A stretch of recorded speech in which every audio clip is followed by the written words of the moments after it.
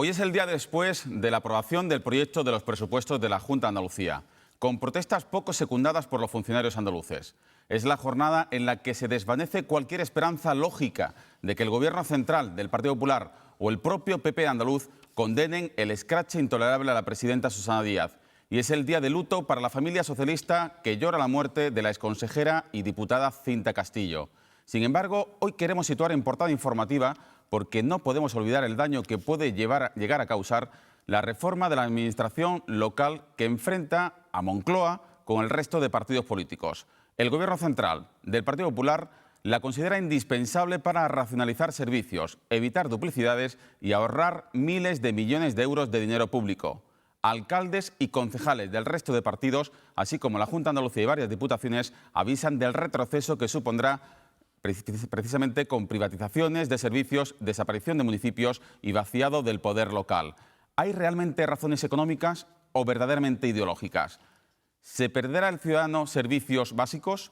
Estas y más preguntas se las vamos a formular a un dirigente que abandera en Sevilla y en Andalucía la oposición a esta deriva municipalista, el presidente de la Diputación de Sevilla, con Fernando Rodríguez Villalobos. Naturalmente con todos ustedes, andaluces y por Andalucía, vamos hoy y siempre a por todas.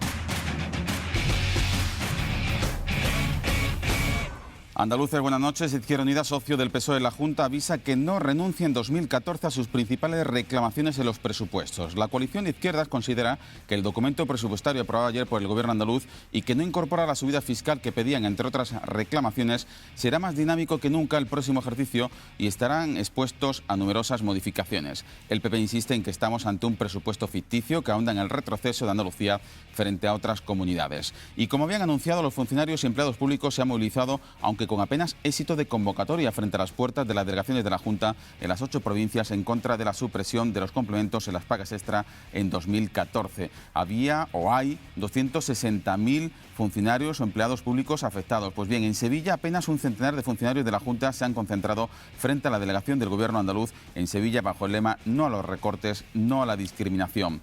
Y lo dicho, debemos olvidar que el PP o el Gobierno central condenen el lamentable escrache que sufrió la presidenta de la Junta el pasado sábado en Málaga. Sobre todo después de escuchar esta tarde en la sesión de control al Gobierno en el Congreso de los Diputados al mismísimo ministro del Interior, Jorge Fernández Díaz. No solo no condenar, sino reprochar al PSOE el respaldo explícito o su silencio cómplice ante los 133 escraches que han sufrido los populares desde marzo.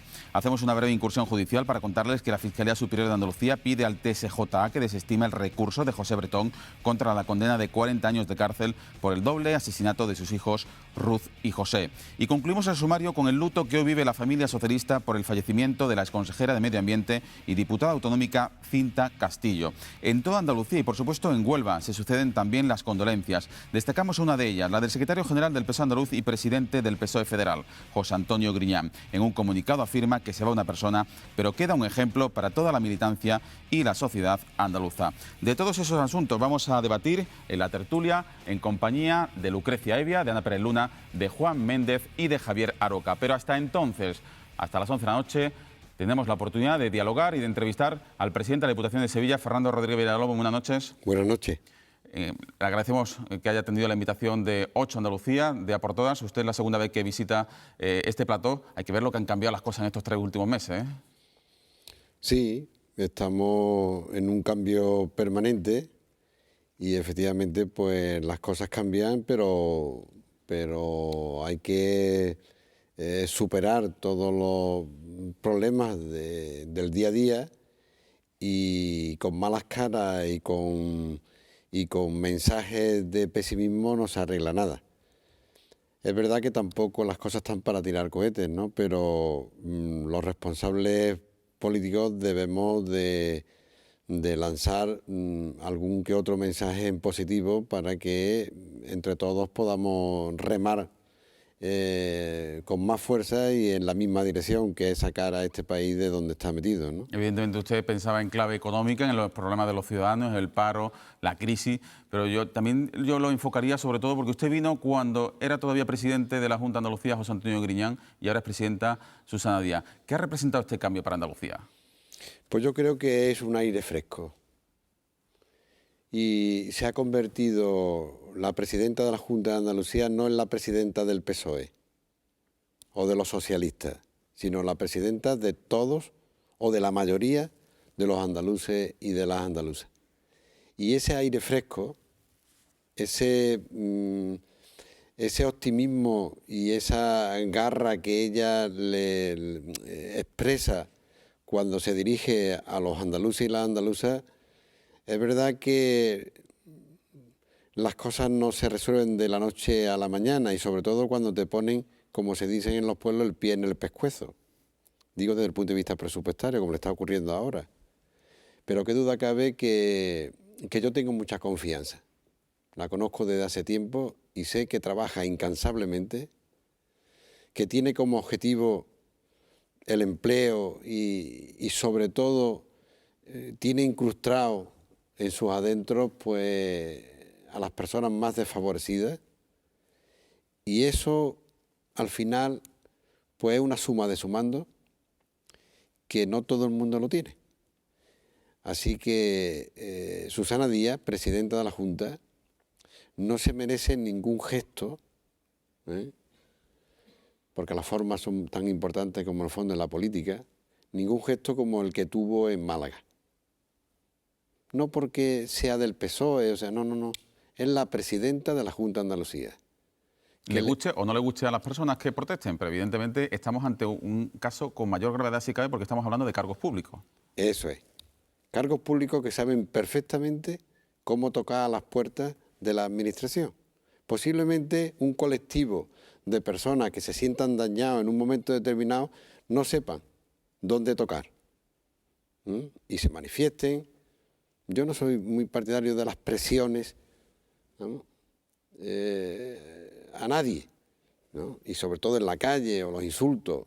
Las cosas se pueden arreglar de otra manera, pero qué duda cabe que un responsable, en este caso un alcalde, una alcaldesa, que sabe perfectamente cómo puede llegar, si no a la presidenta de la Junta, que no tiene tiempo material de recibir a todo el mundo, y ha demostrado desde que llegó a la presidencia que lo primero que ha hecho es recibir a los alcaldes de las grandes ciudades.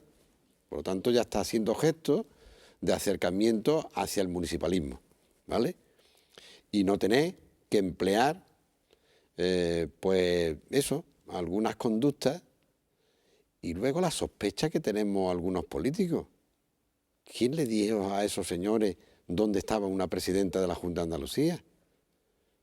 Porque si al final tú vas al acto en sí y montas un circo, yo no lo veo bien.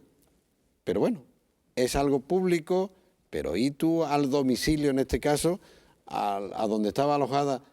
Esto no puede ser. No puede ser porque eso es una bofetada no a ella, a los andaluces y a las andaluzas. Y además que cada día, como he dicho, y ya lo veremos cuando llegue su momento, cada día son más los andaluces y las andaluzas que están con Susana Díaz.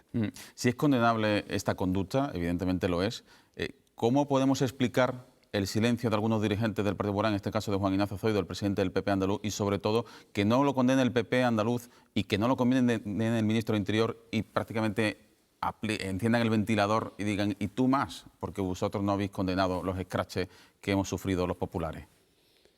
No, yo creo que es torpeza política.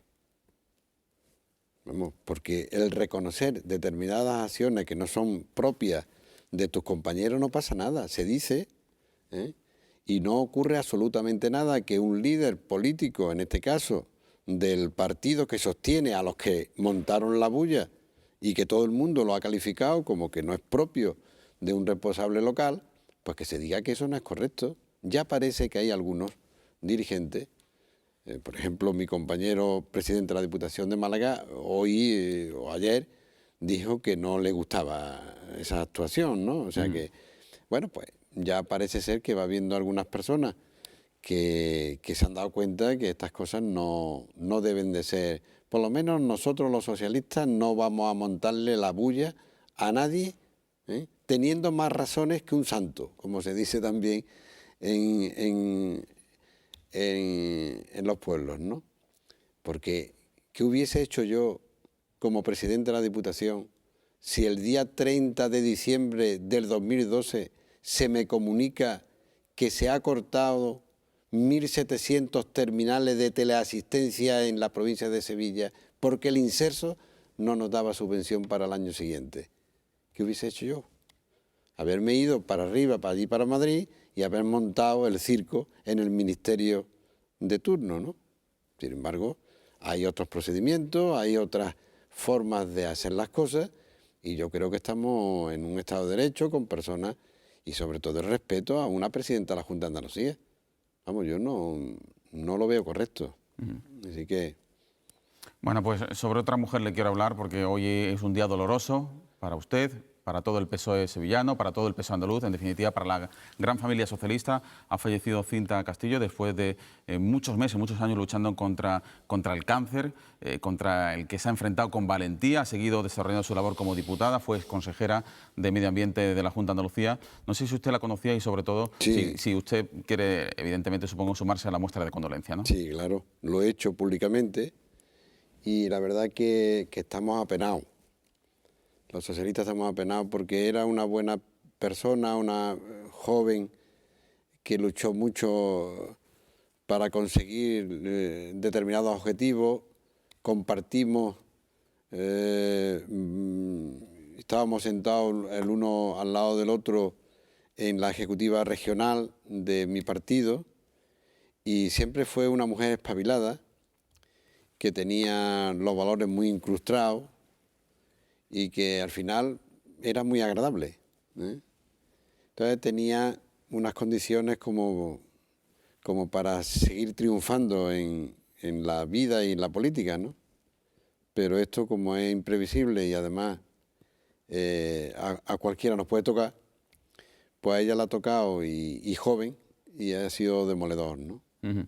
Bueno, era obligado a hablar de estos asuntos de actualidad, algunos evidentemente de luctuosa actualidad, pero evidentemente le hemos invitado hoy, señor Rodríguez Villalobos, para hablar de la reforma de la administración local, que según el Gobierno central del Partido Popular evitará duplicidades, ahorrará dinero público y sobre todo dará un mejor servicio a los ciudadanos. Sin embargo, ustedes dicen que estamos ante una involución democrática, municipalista, en una corriente privatizadora y que vaciará de poder precisamente a los ayuntamientos. ¿Por qué razón? Bueno, yo entiendo que las leyes no pueden ser inmovilistas y que hay que ir transformando, modificando, actualizando, porque vivimos en unos momentos que usted lo ha dicho muy bien al principio, es que van cambiando permanentemente, ¿no? Por lo que significa que cuando se trata de reformar la ley, pues no pasa absolutamente nada.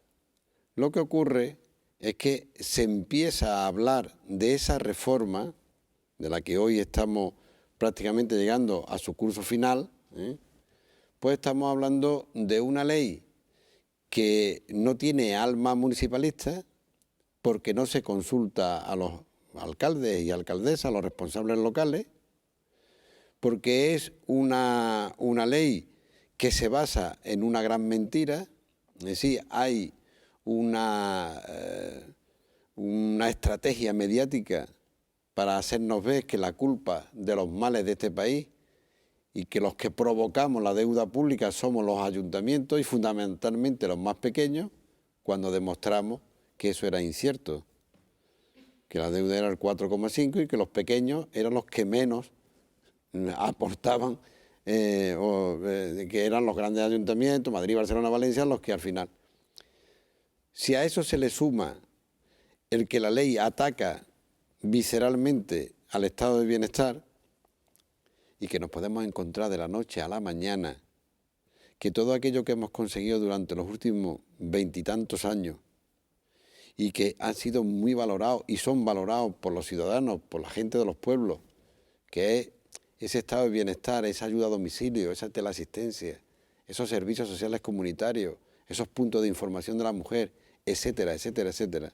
Y que de la noche a la mañana, cuando vaya un vecino a hablar con su alcalde para decir que su madre necesita la ayuda a domicilio, le diga, no, no, no, esa transferencia la tiene la Junta de Andalucía o la tiene la Diputación Provincial.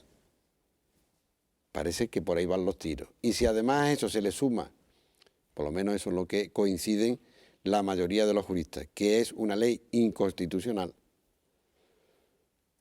pues entonces aquí estamos hablando de qué.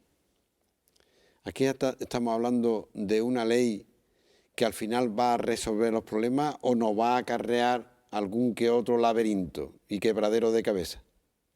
Claro, como es difícil de meter al municipalismo esta ley, porque no estamos de acuerdo nadie. Ni los del PSOE, ni los del PP, ni los de Izquierda Unida, ni los independientes. ¿Tampoco los del PP? No, no, tampoco. Públicamente no. De puerta, no, algunos públicamente también. Sí, algunos han sido valientes, pero... Por ahí están algunas que otras declaraciones de presidentes de comunidades ¿Y autónomas. usted que habla con alcaldes y con municipios populares, qué le dicen en privado?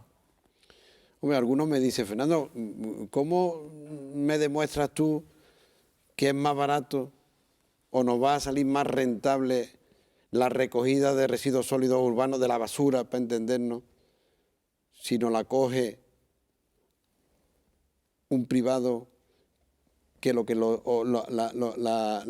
que como lo están recogiendo ahora mismo la mancomunidad o el consorcio o el ente que lo está recogiendo? Difícil respuesta. Fernando, ¿qué va a pasar, presidente, qué va a pasar cuando tengamos que seguir manteniendo y conservando los colegios, los centros de salud, que hasta ahora medianamente lo estamos llevando nosotros, los ayuntamientos, y de manera más o menos adecuada? ¿Qué va a pasar cuando esa competencia la tenga la Consejería en este caso de Educación o de Salud? Yo digo que materialmente será imposible, o estará en manos de una empresa privada ubicada en el centro comarcal X o en el centro geográfico que sea, en la zona sur, la zona norte de la provincia, y serán desde ahí pues los que vayan a cada uno de los pueblos que conforman ese territorio, pues a pintar los colegios, a arreglar el cristal que se ha roto, el grifo que se ha estropeado, la cisterna que tal. Y eso, los que hemos sido, yo he sido alcalde, y los que son alcaldes, los que son responsables locales, saben que eso o lo hace el ayuntamiento, que está muy pendiente y que está a salto de mata, entre otras cosas porque le tiene que resolver el problema al vecino de momento, no... Al que le ve la cara diariamente, claro. Diariamente. Y que los niños de esos vecinos están en esos colegios. Por tanto, ¿cree usted que están en peligro servicios básicos? Están en peligro servicios básicos, está todo focalizado, porque en el fondo de toda esta historia, pues lo que hay es una indicaciones claras para que no tengamos más remedio las administraciones competentes que privatizar el servicio. Porque es verdad, la Diputación, por ejemplo, que hace un año pues la iban a cerrar, porque decían que no servían para nada, hoy parece ser que es una institución supramunicipal imprescindible, tan imprescindible que una parte importante de esos servicios van a pasar a manos de las diputaciones. Y yo digo en este momento que la Diputación no tiene ni personal, ni material, ni maquinaria para hacer determinados servicios de los que nos olemos o sospechamos que pueden ser transferidos a las diputaciones. No digamos a la Junta de Andalucía, no digamos a la Junta de Andalucía. Por lo tanto, yo aquí no veo las cosas claras. Hombre, si me dice, mire usted, es que hay que poner una ley en marcha porque hay decenas de ayuntamientos pues que no entregan las cuentas en tiempo y forma al Tribunal de Cuentas. pues aplíquese una normativa para que ese alcalde al final tenga anualmente que pasar esas cuentas por el tribunal, porque eso es una de las, digamos, de la crítica que hace el Partido Popular de la aplicación de la ley, ¿no? O decir que se duplican los servicios. ¿Cuál es la duplicidad y de qué servicios se está hablando? Si la Mancomunidad X es la responsable de la recogida de residuos sólidos, es la Mancomunidad. Lo que hay que ver es si de los entes que participan en el territorio, Mancomunidad, consorcio, diputación, ayuntamiento, cuál de los entes es el más eficaz, el más eficiente, el más rentable, y entonces hacer desaparecer al resto. Pero duplicidad en este momento no se da. Por eso cuando dice algunos políticos del Partido Popular que con esta ley se va a ahorrar de 7 a 8.000 millones, no me salen los números. Porque, hombre, claro, cuando dicen, no, es que hay que adelgazar a la administración local.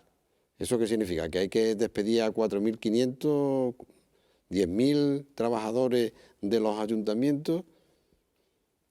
Esas cosas hay que ponerlas sobre la mesa y al final ser consecuente y no llevar una ley de este rango va a ser aprobada solo y exclusivamente por un partido político, por muchos votos que tenga y por muchos escaños que tenga en el Parlamento, porque al final es una ley que nace sesgada, coja, mutilada. Nace socialmente muerta. Evidentemente el Partido Popular tiene la legitimidad de los votos, la legitimidad de los escaños en el Congreso de Diputados, pero con todo el rechazo que ha concitado, ¿nace socialmente muerta esta ley? Sí, sí.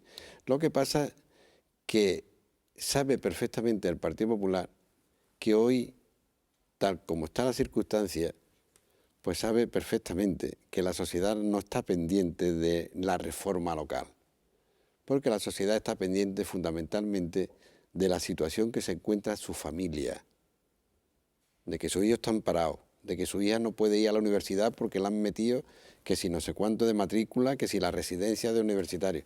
Ese es el problema de un padre, de una madre, de una familia. Cuando tú le hablas de la reforma local, pues miran para otro lado o dicen, bueno, esto no me va a afectar a mí, y por ahí te lo van introduciendo. ¿Eh? Cuando llegue el momento, Dios quiera que seamos lo suficientemente inteligentes todos para llegar a un acuerdo y un consenso, yo nunca creo que es tarde si la dicha es buena. Y por lo tanto yo aprovecho el lanzarle el guante al gobierno diciendo que todavía hay tiempo para llegar a entendimiento o a la mayor parte de entendimiento, y algunas cosas pues bueno, pues no será posible. Pero es que ahora casi todo el argumentario y todo el articulado de la ley estamos todos preocupados, ¿no? Usted evidentemente está lanzando el guante al consenso, al acuerdo, pero a quienes desde el Partido Popular, solo unos pocos, pero lo hemos escuchado y bien alto, por ejemplo José Luis Sanz, el alcalde de Tomares y secretario general del Partido Popular, decir que ustedes critican esta reforma local porque quieren conservar sus chiringuitos, ¿qué les diría? Bueno, Sanz yo lo veo más bien poco espabilado, en el sentido de que si es un alcalde, como lo es, y yo creo que un buen alcalde, pues ese tipo de expresiones, de chiringuitos y qué creerán esos compañeros suyos, alcaldes, que discrepan de la ley, son tan alcaldes como es. Que se levantan por la mañana a trabajar hasta las 11, las 12 de la noche todos los días. Posiblemente le dediquen algunas horas más que él al ayuntamiento. Y por lo tanto, no me gusta esos desprecios de chiringuitos ni de chiringuitos. Pero cuando no hay argumentos, porque no tienen ni siquiera argumentos para convencer a los suyos, ya digo que de puertas para adentro, pues se discrepa y dicen, ¿cómo? Estos tecnócratas de Madrid, estos no saben de qué va esto. Que vengan a nuestros pueblos, hombre, y que se sepa cómo se articula las políticas sociales, hombre, y que vengan y vean cómo llevamos a cabo los programas de empleo y cómo llevamos a cabo un programa FEDER y cómo llevamos a cabo... Y como no lo saben, porque no lo practican, pues tendrán que contar con nosotros para que se lo contemos. Y así se cometan menos errores. Última pregunta en este primer bloque de A por Todas. ¿Ha echado usted de menos o ha lamentado usted el silencio, la sordina de la FAN? ¿Le hubiese gustado que hubiese una Federación Andaluza de Municipios de Provincia con voz en este debate? Sí. Sinceramente sí. Porque claro, si yo estoy hablando esta noche aquí con usted, pues posiblemente una parte de los que nos están viendo, que no son de mi cuerda política, pues piensen que ¿qué voy a decir yo? ¿No? De una ley. Pero si lo dijera el presidente o la presidenta de la FAN en nombre de la mayoría del arco de representación partidaria que hay en la FAN, porque allí estamos representando todos, pues seguramente sería más entendible o más respetada esa reflexión, ¿no? Bueno, pues ahora ahondamos en estos argumentos con el presidente de la Diputación de Sevilla, Fernando Rodríguez Villalobos, aquí en A por Todas, en 8 Andalucía.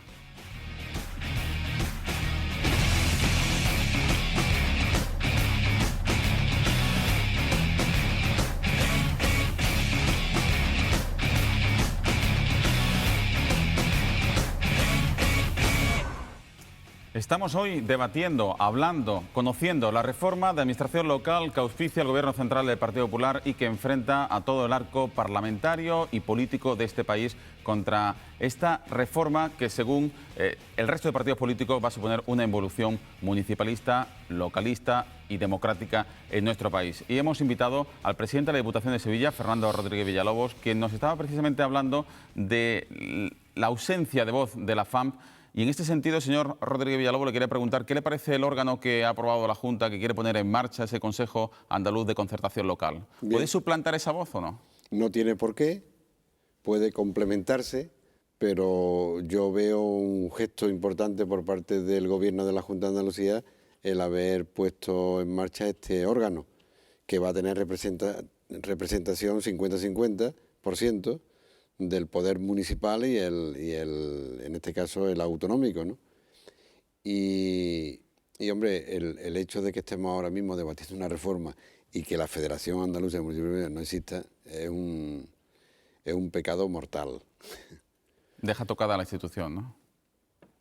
Hombre, pero habrá que señalar a los culpables, ¿no? Que en el momento que constituimos la Federación Andaluza de Municipios lo hicimos con la idea de que cuando vinieran tiempos revueltos y que un gobierno del color que fuese a poner en marcha una ley que nos afectaba a nosotros, pues tendríamos una voz lo más uniforme posible, formada por partidos políticos que no tenemos nada que ver uno con los otros, pero que había un frente común, había una coincidencia, y eso lo tenía que abanderar la Federación Andaluza de Municipios de Provincia. ¿Qué ocurre? Que ahora, que la cosa más o menos estamos todos de acuerdo, es verdad que el PP solapadamente, pero todo el mundo, casi todo el mundo de acuerdo, pues no hay nadie que... Y claro, salgo yo y dice, claro, que va a decir del PSOE, sale el que va a decir de Izquierda Unida, ¿no? Entonces, las federaciones pues te dan esa legitimidad que no te da, o ese respaldo, o ese consenso que no te da un partido político que es más sesgado, más sectario, más partidario, ¿no? En un momento determinado, para el que nos escucha, para el que está en este... Pero en fin, espero que nos pongamos de acuerdo y de una vez por todas pues seamos capaces de resolver el problema de la federación, ¿no? Quedan apenas 2 meses para que concluya el año 2013. ¿Tiene usted todavía esperanzas de poder invertir los 40 millones de superávit que tiene la Diputación de Sevilla, como también las tienen otras diputaciones, y no tener que destinarlo exclusivamente a enjugar un déficit con el que ya han cumplido? Pues, ¿qué le voy a decir? Yo no tengo ya mucha esperanza. No tengo esperanza porque ya nos duele la cabeza de ir a Madrid, de entrevistarnos con el secretario de Estado de Hacienda, con el propio ministro.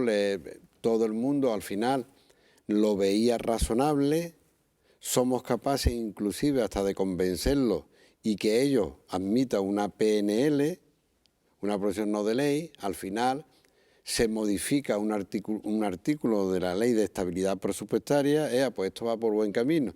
Y cuando ya estamos, que se nos acaba el ejercicio presupuestario, pues alguien nos filtra de allí arriba, pues ir preparándose que esos 40 millones va a ir a la banca. Pero hombre, si nosotros lo que queremos es hacer A, B y C y que todos los ayuntamientos están de acuerdo y tal, pues no. Parece ser que hay que demostrarle a Bruselas que el déficit público, que tal, que vosotros, que... Pues bueno, pues tendremos que pelear de otra manera. Yo, escrache y cosas de estas, no estoy acostumbrado, soy de una etapa un poco más conservadora, más antigua, y no soy partidario de liar el follón al ministro de Hacienda cuando aterrice en el aeropuerto de Sevilla, ¿no? Pero qué mal, qué mal. Con lo que están pasando en los pueblos, con los problemas que hay de empleo, que tú no puedas invertir algo que tú has ahorrado y que tú tienes superávit, que no le estamos pidiendo a nadie nada especial ni extraordinario, ¿no? Pues te dicen que no. Así que yo estoy decepcionado porque no hay razones convincentes para decirme que ese dinero se desvía a la banca, porque nuestra obligación con las entidades financieras están recogidas y pagadas al día de hoy, pagadas. Y por lo tanto, ¿por qué me tienen a mí que exigir que haga un esfuerzo, no en darle contratos a los que están parados en los pueblos, sino al banco? ¿Eso quién se lo va a creer con lo que estamos pasando? Eso es como no darle un premio al alumno bueno de la clase, ¿no? Eso es que te aburre y dices tú, bueno, pues aquí que te compensan, ¿no? Que te compensan cuando tú haces los deberes y tú manejas un superávit, ¿no?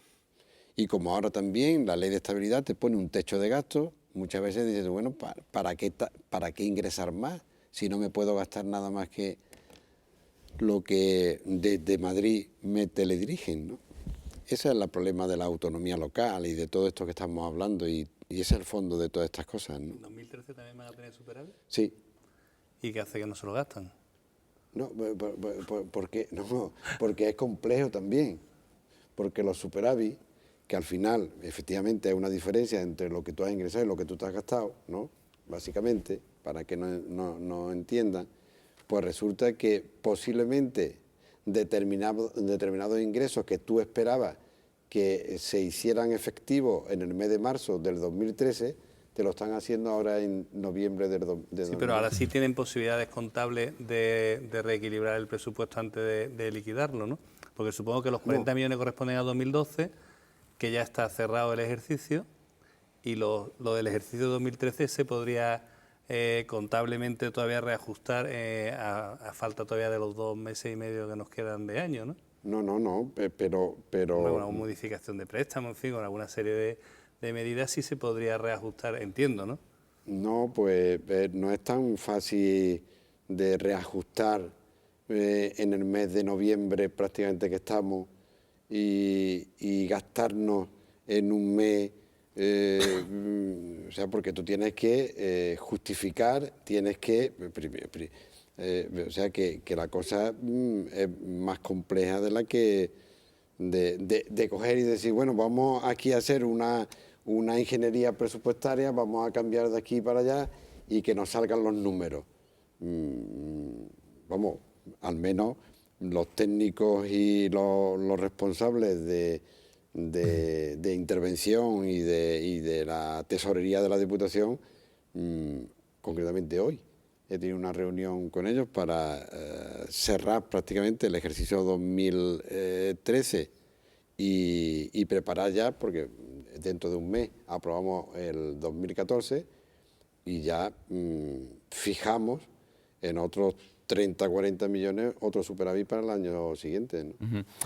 Pues, se incorporan a esta mesa, permítame que se los diga, pues 4 analistas habituales de A por Todas. Ya han escuchado a Juan Méndez. Buenas noches, Juan. Buenas noches, Fernando. Bueno, Ana Pérez Luna, buenas noches. Buenas noches. Javier Aroca, bienvenido de nuevo. Lucrecia, Evia, buenas noches. Bueno, pues es Yo todo sí le vuestro. quería hacer una pregunta, pero que no tiene nada que ver con la economía ni con los excedentes que afortunadamente tiene su diputación, ¿no?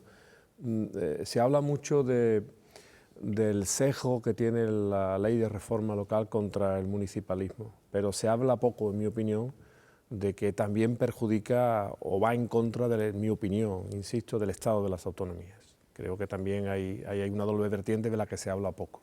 Su partido, en el gran debate territorial que hay en España, está a favor del Estado federal. Yo quiero aprovechar la ocasión para preguntarle, ya que esto está aquí, en su opinión, ¿qué papel jugarían las diputaciones en ese nuevo modelo territorial que defiende el Partido Socialista?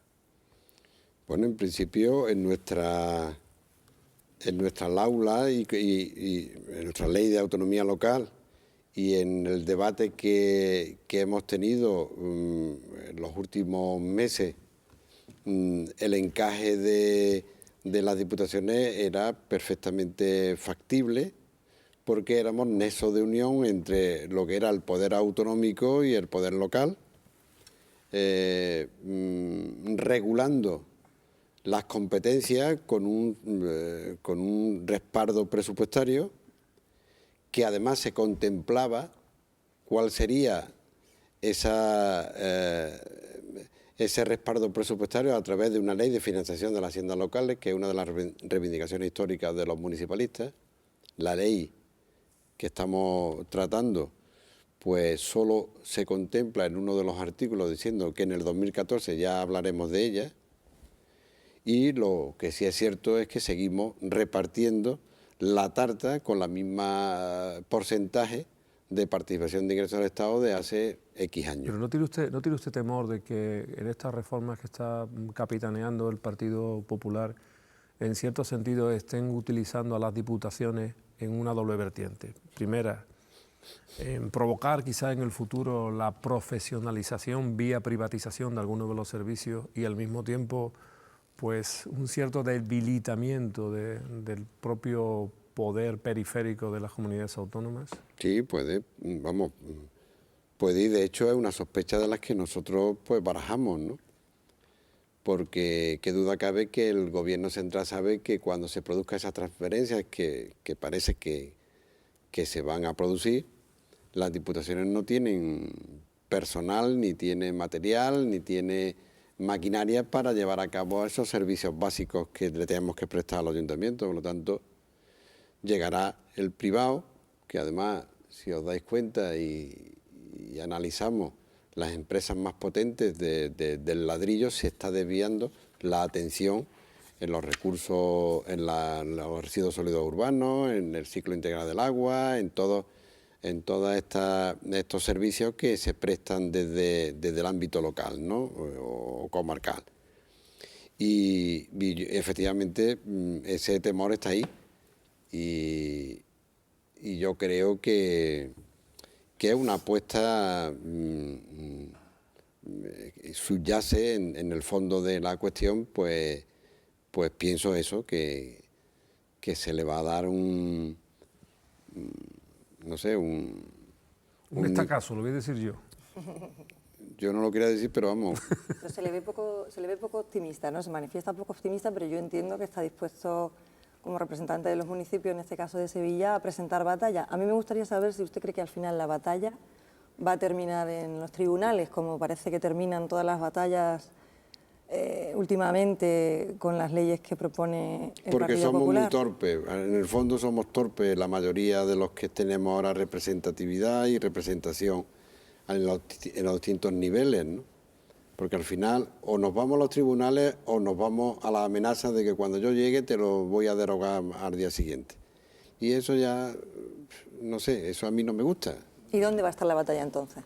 O sea, quiero decir, que ¿cómo van a presentar ustedes la batalla que Hombre, en plantean? principio intentando de convencer a tu adversario político, en este caso el que tiene la sartén cogida por el mango, que es el que tiene la mayoría, legitimada por cierto, pero que eso no conduce a nada y debe de ser lo suficientemente hábil e inteligente para sumar y para hacer coincidir más que disentir y yo creo que esto lleva mal camino. Yo no tengo mucha esperanza puesta, porque yo veo venir de que esto está estudiado y muy estudiado.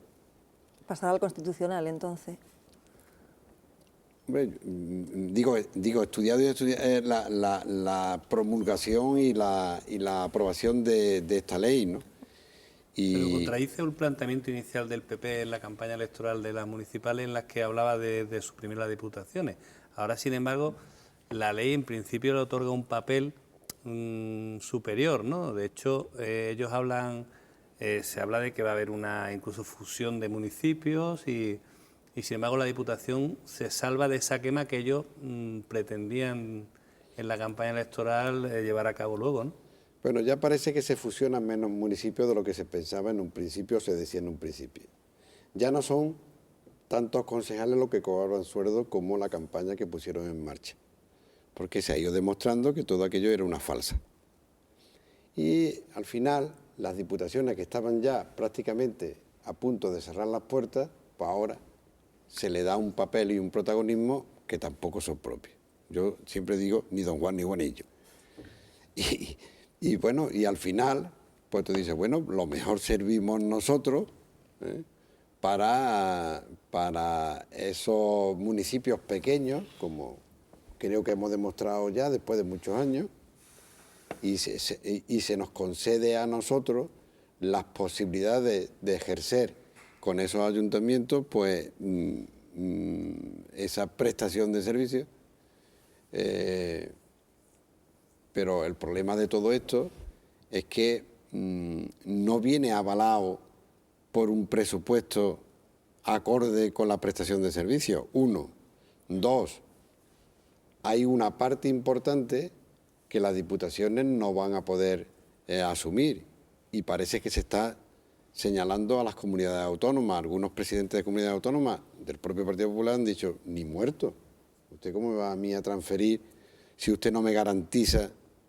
Algunos ni ¿Tema de los garantizan. colegios fundamentalmente o...? Tema de colegios. O sea, que al final los quieren llevar a ustedes al fracaso para que luego la salvación única sea la privatización de los servicios. Bien, lo resume perfectamente y estoy totalmente de acuerdo. Pero tan grande es el bocado, por ejemplo, en materia de gestión de agua, de residuos urbanos. Es decir, ¿qué pasa? A mí me da la impresión de que cada vez que el PP acomete alguna reforma de las que ellos llaman estructuralmente salvadoras, a mí me da la impresión de que siempre hay un negocio detrás suculento. Y yo, aparte de razones ideológicas y de concepción del Estado, yo veo en esta reforma que propone y que ustedes contestan y la mayoría de la ciudadanía, yo creo que ahí hay un bocado suculento.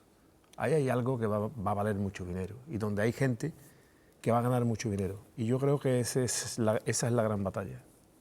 Sí, yo creo que ese es el trasfondo.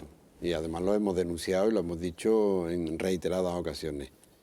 Que se nos venden en un principio con una estrategia mediática muy bien diseñada, de que esto es que vamos al caos, al desastre, que los ayuntamientos es el mal de este país, que al final esto... Y cuando nos damos cuenta, pues es que al final lo que se pretende es eso, es entregarle pues servicios que a priori son muy rentables. O sea, hoy el agua y la basura es de lo más rentable que hay. Bueno, otra cosa porque tiene el tubo. En Valencia ya las tienen. Ya las tienen, claro. Un poco al hilo del papel de las diputaciones, de alguna manera, de una manera más o menos injusta, pero la realidad es que ha calado en la gente pues esa idea de que las diputaciones son un poco pues ese lugar donde se recolocan a los políticos que ya no tienen responsabilidad, lo que coloquialmente conocemos como un cementerio de elefantes, ¿no? A mí me gustaría que usted le explicase a cualquier vecino de Tomares, de Castiblanco, realmente para qué es importante la Diputación, pero en unos términos muy prácticos, en su vida, en su vida cotidiana, para qué es imprescindible la Diputación. Mira, los servicios sociales comunitarios, la zona de trabajo social, que es una red de técnicos que ayudan a la ciudadanía a solucionar los problemas de nuestros mayores, de nuestros minusválidos, de las personas que tienen necesidad de una ayuda a domicilio, de una teleasistencia, es decir, lo que hemos llamado la ley de dependencia, alguien la tiene que articular, alguien la mueve, la zarandea por nuestros pueblos, por cada uno de los rincones de nuestra provincia. Eso lo hace la Diputación Provincial de Sevilla, ¿Y por en qué colaboración con los ayuntamientos. ¿Y por qué cree que ha calado esa idea? Los centenares de proyectos que tú ves de obra, casi todos vienen de la Diputación de Sevilla. O de la que sea, ¿no? Digo, pues, Digo, de las diputaciones. Lo digo porque como nos están viendo en todas partes, porque... Sí, exactamente, de las diputaciones. Y por lo tanto la Diputación ha servido hasta ahora. Es verdad que hemos hecho algunas cosas y nos hemos metido en camisa de once varas. Es decir, no ha gustado a las diputaciones, a determinados políticos, para que nos sirva de plataforma para llegar a... Pero bueno, eso también lo hay en otras instituciones. Pero usted no va a llegar a ninguna parte. Digo, que no se plantea usted... No. Lo digo porque sus antecesores, algunos, sí se plantearon eso que usted plantea, ¿no? Que... Pero no lo digo yo por mis antecesores, No, digo pero en yo, general. claro, pero hombre, porque yo cuando veo a un político siempre me gusta Sí. mirar su futuro, ¿no? Sí, no, yo he podido optar por otras responsabilidades y estoy donde me gusta y donde yo creo haciendo una labor que la mayoría de los alcaldes, al menos, cuando me miran a los ojos me dicen esto va medianamente bien. Los mejores detrás dicen otra cosa, pero no lo creo, ¿no? ¿Y por qué cree que el ciudadano no percibe realmente esa utilidad y sigue teniendo esa idea un poco...? Hombre, primero porque nosotros tampoco nos hemos empeñado en hacer ninguna campaña permanente de la imagen de la Diputación y de vender lo que hemos sido más, en este caso, más catetos y al final nos hemos dedicado más al día a día y a la briega diaria y a intentar solucionar los problemas de los alcaldes o responsables locales, ¿no? Nosotros servimos de puente. Y luego, el hecho de que si son cementerios de elefantes, y cual, esto, lo otro, pues bueno, pues esas son críticas a veces de la oposición que te critica a ti de determinadas acciones que son legales y que están recogidas en los plenos y por lo tanto aprobados por las fuerzas políticas, pues te critican lo que hacen ellos en su territorio, en su jurisdicción o en su responsabilidad, ¿no? Y entonces pues se produce ese rifirrafe que al final pues le queda al ciudadano por la parte negativa, ¿no? Pero no es una institución derrochadora y da igual, las cuentas están ahí, son públicas y se puede... Le noto un poco desanimado. Cuando mi compañero le preguntaba antes cuál era... Posiblemente que esté cansado de todo el día. Quizás. Sí, no son horas a lo mejor, ¿no? Pero a la vista de que el gobierno central, el gobierno del Partido Popular, no hace caso de las manifestaciones, no las ha hecho en leyes como la reforma laboral o la reforma de la ley de educación, en este caso parece que tampoco va a hacer caso por muchas movilizaciones que se plantearan. Y el caso de los tribunales, pues ahí está, ¿no? Tardan no siglos, sino algo más. Parece que la única posibilidad que sería una victoria electoral para revocar esa ley, ¿no? En el caso de que el Partido Popular no la eche atrás, ¿no? Le veo muy desanimado también por esa vía, por lo que veo. ¿Qué va? No se anima usted, al hilo de la pregunta de mi compañero, si fracasan todas las vías, ¿no se animaría usted a un scratch a don Mariano allí en la puerta del hotel, allí en la Moncloa? Hombre, no usted solo, sino además con otro, claro, con su vicepresidente y con toda la gente arreglado, no en plan hipoteca. Además yo tengo algunas fuerzas de convocatoria y vendrían a mi llamada. Pero no soy de los que creo que se arreglen las cosas empujándole a los coches oficiales y gritándole al responsable político. Yo creo que hay otras formas y yo creo que eso es lo que yo apelo, a que nos sentemos y que al final intentemos llegar a acuerdos, porque efectivamente si no habrá que esperar a la confrontación electoral, que concretamente aquí en Andalucía no me debe usted de ver desanimado, sino todo lo contrario. a nivel nacional no me atrevo yo a hacer ninguna valoración, pero a nivel regional y a nivel provincial las cosas van muy bien. ¿Tiene alguna encuesta reciente que nos el proyecto y lo que representa Susana Díaz pues está calando. Porque quiero aprovechar esa faceta suya, a margen de la institucional, nos quedan apenas 2 minutos para plantearle la última pregunta por su faceta orgánica. Usted es presidente del PSOE sevillano. ¿Qué espera usted del Congreso Regional Extraordinario del PSOE que se celebra en unas semanas en Granada? ¿Cómo cree usted que deberá ser recordado? Evidentemente como el cónclave que encumbró a Susana Díaz, pero ¿por algo más? Unidad de acción de los socialistas en Andalucía. Es decir, yo creo que ahora mismo el PSOE está como no lo he visto yo en mucho tiempo. Y ya llevo algunos trienios militando en él. Ahora mismo la fuerza de Susana nos ha unido a todos los socialistas, con nuestras diferencias, que las hay. Pero ahora mismo nadie piensa en esas diferencias, piensa en lo que nos une. Y ella ha sido capaz de al final pues inyectarnos esa ilusión y esa esperanza, que sobrepasa las fronteras de las casas del pueblo y de lo que es el mundo socialista, sino que yo creo que ha calado en la sociedad y en los andaluces y andaluzas. Si somos capaces de seguir adelante como va la cosa, que se la están poniendo muy difícil y más difícil que se la van a poner, porque yo cuando veo cómo tiene que elaborar unos presupuestos, teniendo en cuenta de que 8 de 10 euros van a políticas educativas y de salud, y políticas sociales. 8 de cada 10 euros. Y además te pego un pellizco cada vez que puedo y incumplo el Estatuto de Autonomía de Andalucía y te doy otro apretón de orejas. Es muy complicado elaborar un presupuesto. Por eso yo que estoy con los funcionarios, porque soy funcionario y me duele que se le apriete y tal, pero que deberíamos de entender todo lo difícil que es elaborar unos presupuestos en estos momentos, ¿no? Fernando Rodríguez Villalobos, presidente de la Diputación de Sevilla, del PSOE hispalense. Muchísimas gracias por acompañarnos en A por Todas, aquí en 8 Andalucía, y muy buenas noches. Muchísimas gracias a vosotros. Bueno, volvemos en 3 minutos y ya entramos en tiempo de tertulia con Ana Pérez Luna, con Javier Aroca, con Lucrecia Evia y con Juan Méndez.